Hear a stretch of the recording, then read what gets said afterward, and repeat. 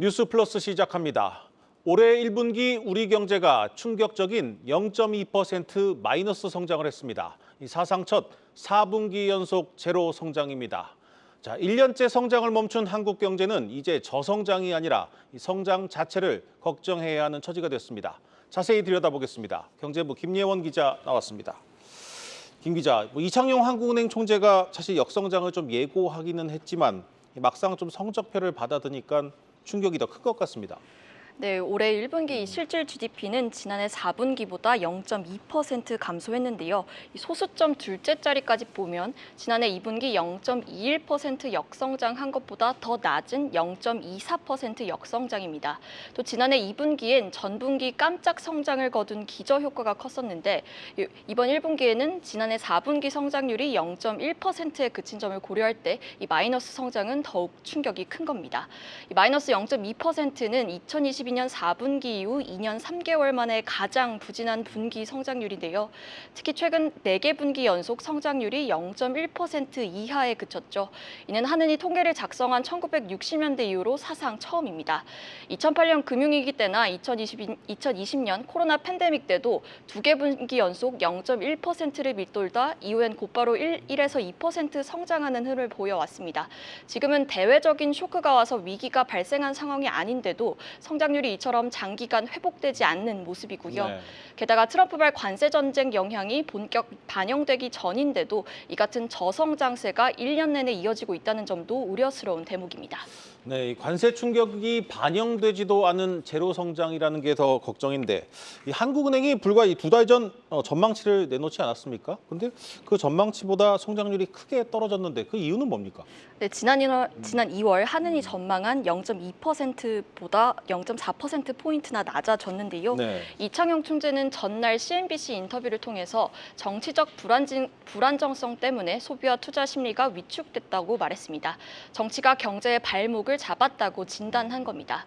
여기에 고성능 반도체 수요가 이연되고 폭설 한파와 같은 날씨 이슈로 일부 건설 현장 공사가 중단되는 등 일회적인 요인도 있었습니다. 이 때문에 무엇보다 내수가 부진했는데요. 민간 소비와 정부 소비 모두 하락했고 건설, 설비 등 투자 부문의 부진은 더욱 뚜렷했습니다. 특히 건설 경기 불황의 장기화가 발목을 잡았는데요. 건설 투자 부진은 지난해 연간 성장률을 0.5%포인트 낮췄고 올해 1분기에도 성장률을 0.4%포인트 끌어내렸습니다. 이 내수 부진이 한국은행의 예상을 뛰어넘을 만큼 깊었던 것 같습니다. 문제는 이 수출도 상황이 안 좋아졌다는 건데, 1분기에는 아직 관세 충격이 오지도 않은 건데 왜 그런 겁니까? 수출 역시 1% 이상 감소로 돌아섰는데요. 네. 하나는 미국 관세 정책에 직접적인 영향은 없었다고 설명했습니다. 이 지난달 중순 알루미늄, 철강에 대한 관세가 발효됐죠. 이 3월 철강 수출은 11.8% 감소했는데요. 철강의 경우 통상 계약하고 수출까지 시차가 2~3개월 있는 만큼 해당 관세 영향은 5~6월에 본격화될 것으로 보인다는 분석이고요. 네. 그런데도 불구하고 이 수출이 감소 전환한 것은 글로벌 산업 경기 부진의 영향이 더 컸다는 설명입니다. 거꾸로 이야기하면 이 향후 관세 인상이 현실화할 경우 수출 감소세가 더 가팔라질 수도 있다는 의미로도 볼 수 있고요. 다만 한은은 이 4월 20일까지 발표된 반도체 수출이 두 자릿수 성장을 유지하고 있는 점은 긍정적으로 꼽았는데요.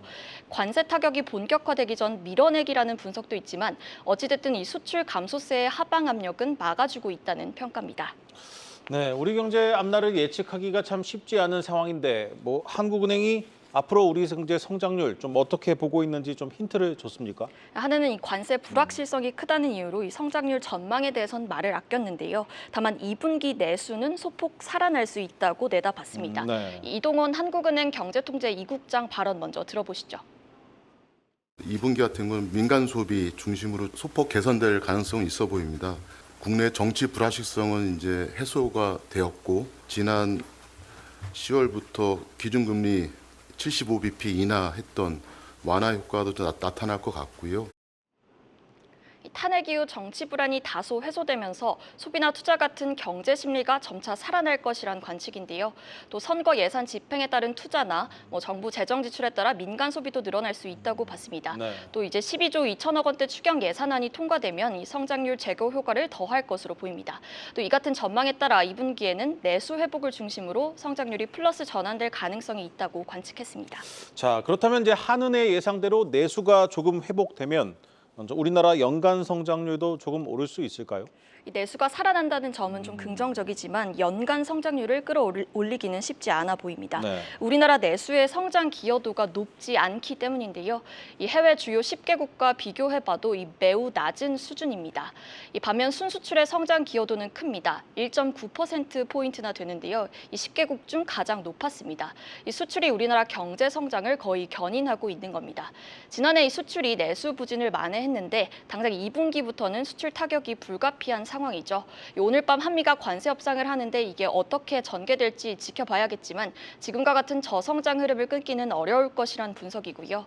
한은은 다음 달 새로운 성장률 전망치를 발표할 예정인데요.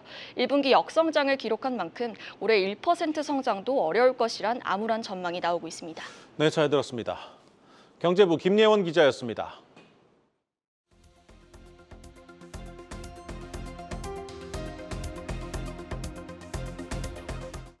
오늘 발표된 2025년 1사분기 경제 성장률은 전년 동기비 마이너스 0.1%, 전기비 마이너스 0.2%를 기록하고 있습니다. 국회의 협조가 매우 절실한 그러한 상황이라는 말씀을 드립니다. 대정부 질문에 불참하고 지방 일정을 소화하던 한대행, 오늘 국회에 출석해 추경 시정연설에 나섰습니다. 이번 정부의 추경안은 전체 12조 2천억 원 규모입니다. 기재위, 농해수위, 산자중기위 등 상임위별 심사가 시작됐고요. 다음 주 예결특위에서 최종안을 만든 뒤 본회의를 열고 통과시킬 계획입니다.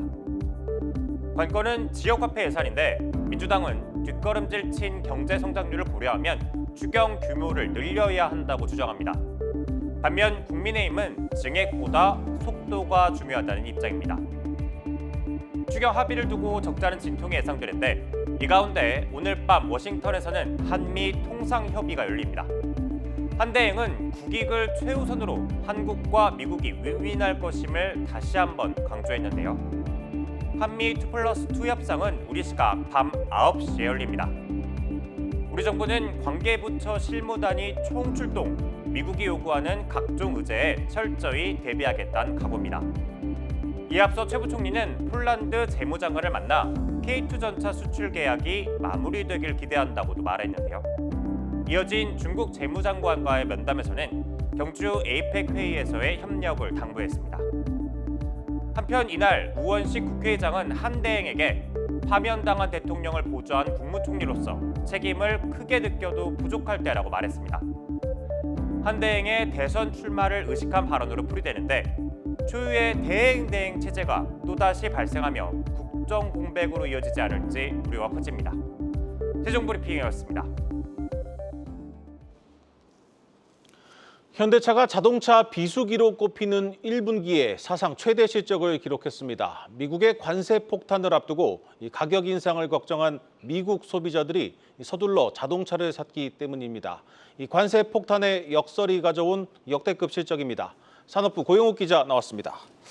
고 기자, 먼저 현대차 1분기 실적 좀 자세히 들여다보죠. 네, 현대차 1분기 실적은 매출 44조 4천억 원, 그리고 영업이익 3조 약 6천억 원을 기록했습니다. 매출은 9.2%, 영업이익은 2.1% 증가한 사상 최대 실적입니다. 특히 미국 소매 판매는 10.8% 늘어난 22만여 대를 기록했는데요. 관세 부과로 차값이 오르기 전에 대거 구매했다고 볼 수 있습니다. 국내도 지난해 아산 공장 셧다운 기저 효과로 4% 늘어났습니다. 다만 이외에 이제 유럽과 인도 그리고 중국 등지에서 판매가 부진해 전 세계 전체 판매량은 지난해 같은 기간보다 0.6% 줄어든 100만 천여 대를 기록했습니다. 판매량 감소에도 불구하고 사상 최대 실적을 기록할 수 있었던 건 환율 효과가 컸습니다. 네, 문제는 2분기부터 시작되는 이 관세 절벽입니다. 미국의 관세 폭탄이 현대차 자동차 판매에 얼마나 영향을 줄지, 또 현대차가 어떻게 대응을 할지가 이제 초미의 관심사인데 네. 오늘 컨퍼런스 콜에서 이에 대한 좀 답이 나왔습니까? 네, 그렇습니다. 일단 현대차는 현재로서는 이 관세의 불확실성이 커서 이 명확한 숫자를 가지고 소통하기는 좀 어렵다라는 설명을 내놨습니다. 네. 다만 이제 대응 상황에 대해서는 비교적 상세하게 설명을 했습니다. 일단 미국 관세 대응 TFT를 구성해서 부품 조달과 물류 그리고 생산 효율화를 포함한 현지화 전략을 마련 중이라고 밝혔습니다. 빠른 시간 내에 현지화가 가능한 부품을 중심으로 현지 공급 업체를 발굴하고 있고 또 이제 적시 납품 등의 공급 안정성을 높이기 위한 관리 체계를 강화하고 있다고 설명했습니다. 차량 판매 가격은 오는 6월 2일까지 동결하고요. 이후 가격은 시장에서 정한다는 원칙을 토대로 탄력 운영하겠다는 입장을 밝혔습니다. 관세 영향을 줄이기 위해 지난달 말까지 수출 물량을 최대로 올렸다고 설명했는데요. 이로 인해 완성차는 3개월치 재고를 그리고 부품은 더 긴 기간 대응할 수 있는 재고를 확보하고 있다고 덧붙였습니다. 또 멕시코 공장에서 생산하는 투싼을 알래바마 공장으로 넘겼다고도 했습니다. 이제 현재 멕시코 공장에서는 이제 투싼을 멕시코 공장과 한국에서 지금 이제 투싼을 생산을 하고 있는데요. 네. 이 우리나라에서 생산하는 미국 수출 물량도 다른 거점으로 옮기는 방안을 검토하고 있습니다. 네. 역시 이제 본격 가동을 시작한 이 조지아 메타플랜트 아메리카 공장이 뭐 관세 폭탄 이 해법인데 이를 활용한 뭐 대응책도 나왔습니까? 네, 그렇습니다. 이제 현대차는 이제 메탄 플랜트 생산 능력을 연간 이제 50만 대로 늘리고 알라바마 공장의 원가 경쟁력을 이제 그 노하우를 이식하겠다고 설명을 했습니다. 생산 능력이 늘어난 부분은 하이브리드 차를 배정할 계획이고요. 내년부터 투입됩니다. KB증권은 메탄 플랜트에서 연간 50만 대를 생산할 경우 현대차 영업이익이 관세부가 이전보다 5천억 원 증가할 것이라고 전망한 바 있습니다. 지난해 현대차그룹 미국 친환경차 판매가 34만 대였다는 점을 고려하면 이제 현지에서 대부분 소화할 수 있게 됩니다. 대신 이제 국내 전기차 생산 라인은 재고가 쌓여서 현재 이제 그 가동 조정에 들어간 상태인데요. 내년 울산 전기차 공장이 완공되면 과잉 생산 문제가 커질 수 있습니다. 이에 대해 현대차는 이제 각 공장에 흩어져 있는 그 전기차를 모으거나 아니면 이제 하이브리드 차를 투입하는 방법 등을 검토하고 있다면서 조만간 이제 계획을 밝힐 것이라고 했습니다. 네. 자, 2분기부터 이제 관세 영향이 본격화하는데 현대차는 올해 예정했던 뭐 실적이나 주주 환원 목표는 그대로 가져가는 겁니까? 네, 맞습니다. 일단 현대차는 통상 환경의 급격한 변화에 따른 실물 경제 침체 가능성 등이 경영 활동의 리스크 요인이라고 설명을 했습니다. 이러한 이제 환경을 극복하기 위해서 디올 뉴 팰리세이드나 디올 뉴 넥소 그리고 뉴 아이오닉 6 등 신차 판매를 적극 추진하고 각 현지화 전략을 통해서 체계적인 대응을 실행한다는 계획입니다. 이를 통해 지난해 말 제시한 매출 성장률 3에서 4% 그리고 영업이익률 7에서 8%를 달성할 수 있을 것이라고 전망했습니다. 네. 주주 환원책에 대해서는 지난해 발표한 밸류업 프로그램에 기초해 1분기 보통주 배당금 전년 동기보다 25% 늘린 주당 2,500원으로 책정했습니다.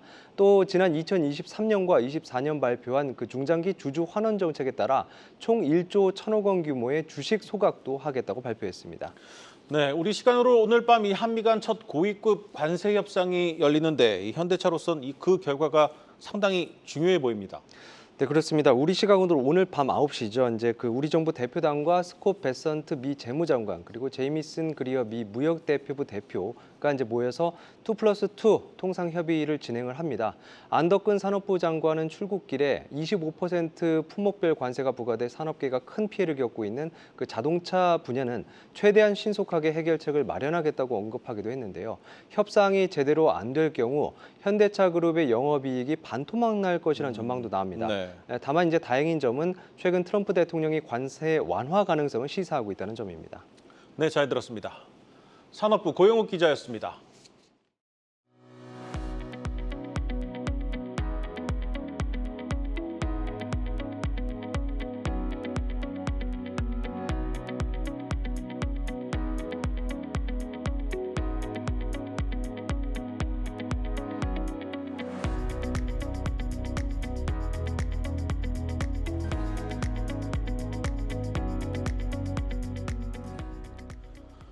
사업비가 1조 원에 달하는 대형 재개발 사업에 시공사를 두고 이례적인 두 번째 재신임 투표가 진행됩니다.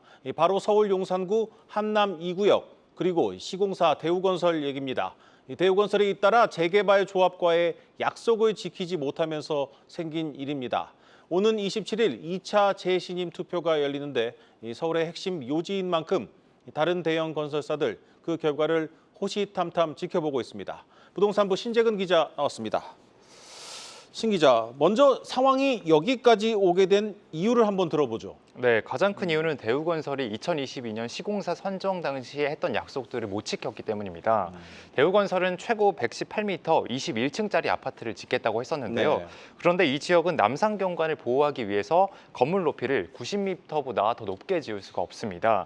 서울시가 절대로 고도 제한을 풀어줄 수 없다는 입장을 고수하면서 결과적으로 대우건설이 조합원들에게 했던 약속을 지킬 수 없는 셈이 된 겁니다. 그래서 2023년 9월 달에 첫 번째 재신임 투표를 했고 그 결과 4대3 가까스로 대우건설이 재신임을 받았습니다. 그런데 이제 다시 두 번째 재신임 투표를 하는 건데 이건 왜 또 재신임을 묻는 겁니까? 네, 재신임을 받았던 대우건설이 대안으로 조합원들에게 아파트 단지를 관통하는 도로를 없애겠다고 또 약속을 했거든요. 네. 그런데 이것마저도 서울시가 반대하면서 무산이 됐습니다. 대우건설이 또다시 약속을 못 지키자 조합 내에서는 시공사를 교체하자는 목소리가 나왔고요. 결국에 오는 27일 두 번째 재신임 투표를 하게 된 겁니다.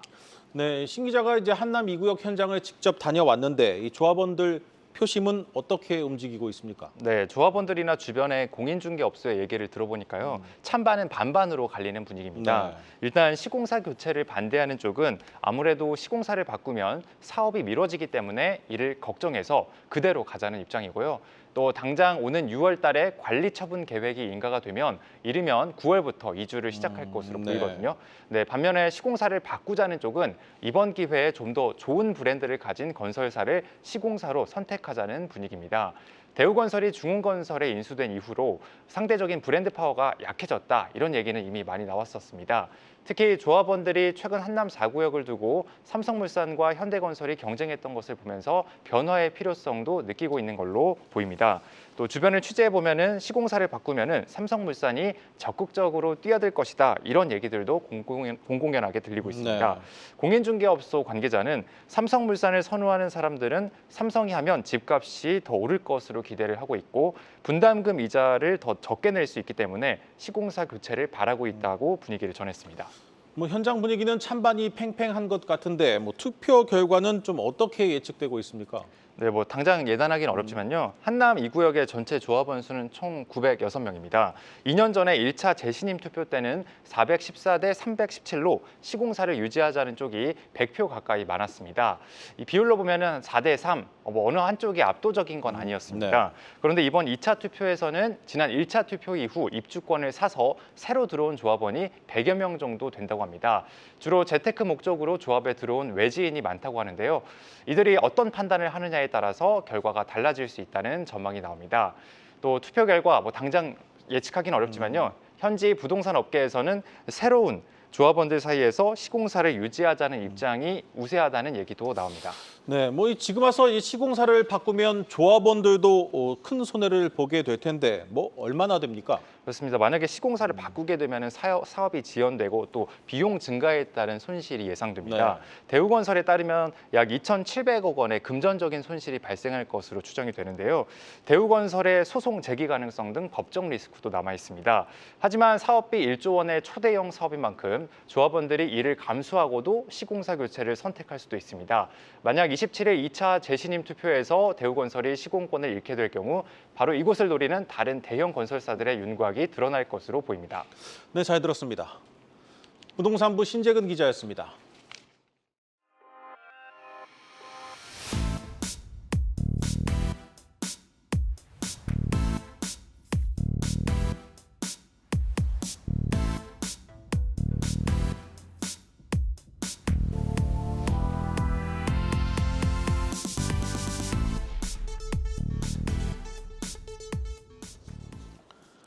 글로벌 기업들의 관세 회피처로 떠오른 인도가 투자자들에게는 대피처가 되고 있습니다. 이 세계의 공장 중국을 대신할 포스트 차이나 인도로 돈이 몰리면서 인도 주식시장도 뛰고 있습니다.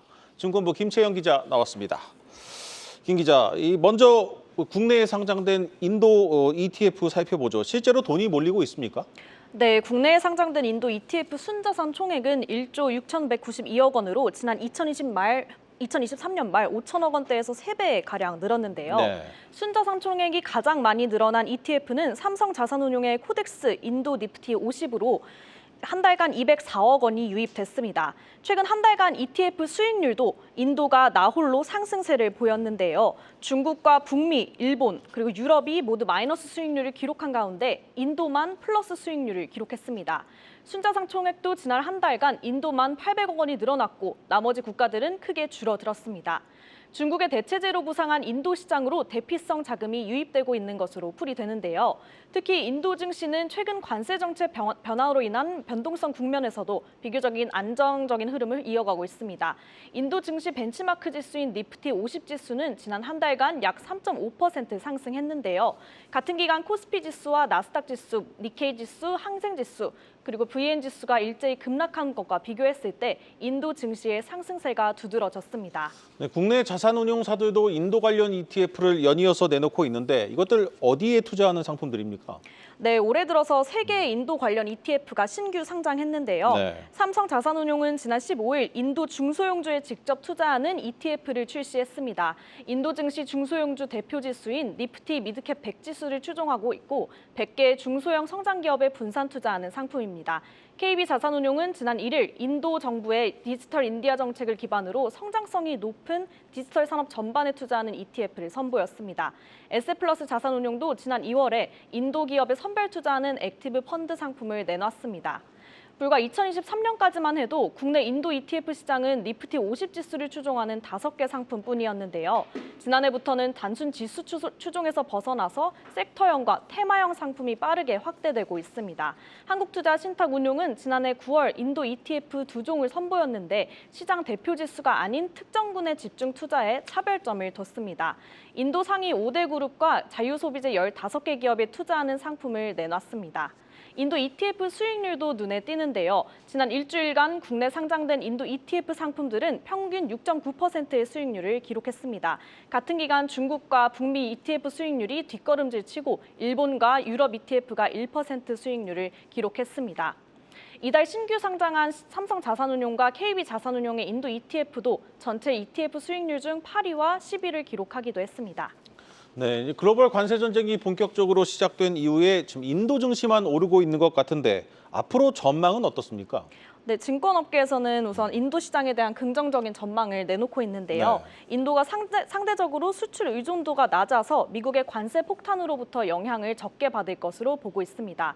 미국의 관세 위협에서 가장 중요한 건 결국 수출 비중인데요. 인도는 미국에 수출하는 상품 비중이 작은 편인데 이는 인도가 대표적인 내수 중심 국가이기 때문입니다. 인도 경제는 국내 총생산의 12%만 상품 수출에 의존을 하고 있는데 그중에 대미 수출 비중은 2.1%에 불과합니다. 다른 신흥국인 베트남과 멕시코와 비교했을 때 현저히 낮습니다. 인도 시장 자체에 대한 성장 전망도 좋은데요. 인도는 14억 인구를 바탕으로 세계 최대의 소비 노동 시장으로 부상하고 있고 국내 총생산 성장률도 7.8%를 기록하고 있습니다. 또 인도 정부가 경기 부양을 위한 정책에 적극적으로 나서고 있어서 최근 민간 소비도 회복세가 나타나고 있습니다. 다만 5월에 인도 주요 기업들이 실적 발표를 앞두고 있어서 증시 변동성이 확대될 수 있다는 조언도 나오는데 인도 시장 성장성 여력은 충분하다는 의견입니다. 미중 관세 협상이 극적으로 이루어진다 하더라도 인도 시장이 급락할 위험은 크지 않다는 분석입니다. 네, 잘 들었습니다. 증권부 김채영 기자였습니다.